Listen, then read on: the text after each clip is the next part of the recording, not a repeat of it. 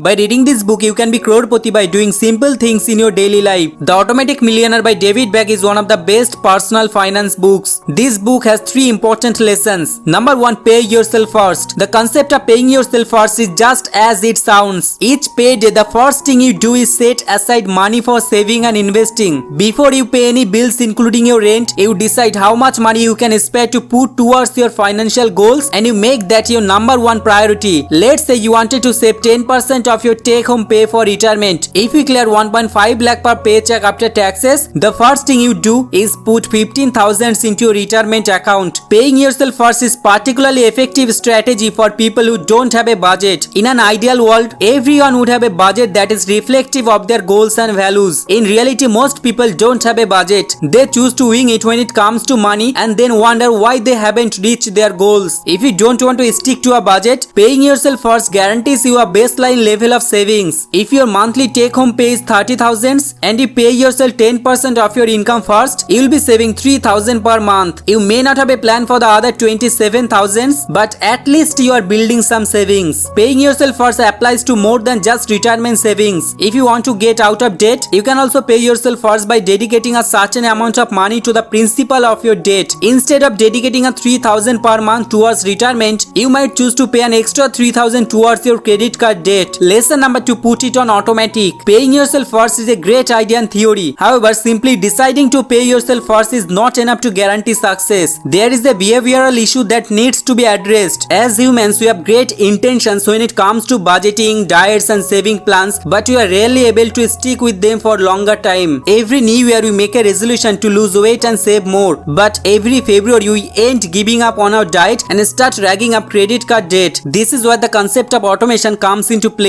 This is the central concept of the book and that is why it is called The Automatic Millionaire. Most banks allows you to easily set up an automated withdrawal from the checking account on every payday and have that money placed into savings or investment account. By doing this, you are taking the concept of paying yourself first and automating the process. Returning to our previous example of deciding to pay yourself 3,000 per month before you make any other financial decisions. If you got paid on the 1st and 15th of every month, you would simply set up an automatic withdrawal of 1,500 from your checking account to a saving accounts on the 1st and 15th. The money is never in your checking account long enough for you to spend. After a while, you adjust your spending as if that money was never there. Think about the taxes that come off your paycheck every 2 weeks. Most people don't even notice because the process is automated. Number 3, the latte factor. This is both the most controversial and the most relevant concept of the book. The idea behind the latte factor is that seemingly small and routine purchases like buying a latte can add up to large sums over time. The author argues that by cutting out those small purchases and automating the savings towards savings and investing, you can generate much more wealth over your lifetime. Other well-known personalities have pushed this same concept. Most notably, Suez Orman has shamed millennials for pissing $1 million down the drain. She is referring to some back-of-the-envelope calculation showing the opportunity cost of buying $5 coffee every day instead of investing. These comments sparked a backlash and coining of a new phrase, coffee shaming. On the one hand, it's true, if you cut back of those indulgences and redirected that money towards savings, you would build more wealth over your lifetime. On the other hand, personal finance should be a life choice, not a life sentence. If your financial planning is making you miserable, odds are you won't stick to it. It's not a good idea to try going a week or even a month where you cut all the non-essential spending. Doing so will make you clarity on the things you miss and the things you don't. From there, continue spending a reasonable amount on the things you miss and cut out the things you don't. The more money you spend on things you value and the less you spend on stuff, the happier you are likely to be. Number 4, build emergency fund. Cash is just like the seat belt you buckle when you get behind the wheel of your car. When you go for a drive, you don't plan to have an accident. Still, you wear the seat belt because someone else could run into you or stuff happens. David suggests for being worry-free, you at least need 3 months of expense in cash reserve. Don't touch it. What's a real emergency? Be honest with yourself. You know what a real emergency is. A real emergency is something that threatens your survival, not just your desire to be comfortable. Put it in the right place. Instead of keeping it in cash, David suggests we choose money market or some instruments and let our emergency fund make us some money. Number 5, debt-free lifestyle. One of the most important lessons in this book is that automatic millionaires don't do debt. You cannot become an automatic millionaire if you run up credit card balances and pay only the minimum due. All you will accomplish doing that is making the credit card company rich while you stay poor. It's important to be realistic about credit card debt. You are not going to be able to solve your problems overnight. It probably took a long time to get into trouble with credit card debt, and chances are it will take a long time to get out of it. David shares tools to get out or stay out of debt. Stop digging. Person who wants to get out of credit card debt but carries credit card in his wallet is like an alcoholic who wants to stop drinking but carries a bottle of vodka around with him. Renegotiate the interest rate on your debt. This is to make sure you get out of debt sooner than later. Check actual rate, ask for lower rate. Consolidate your debt. Pay for the past, pay for the future. It means that you can't effectively save for future while carrying high interest debt. Number 6, teething. David claims that one need to give in charity or help less fortunate. Teething is not about following tradition and trying to rid of your guilt or hoping for some future reward. What it's really about is giving for the sheer joy of giving. Conclusion: whether you are saving enough or deep in debt, the Automatic Millionaire will empower you with tactics to not only become financially well but also lead a worry-free life. We recommend you to read, implement and succeed. Thank you so much for watching this video. See you in the next video.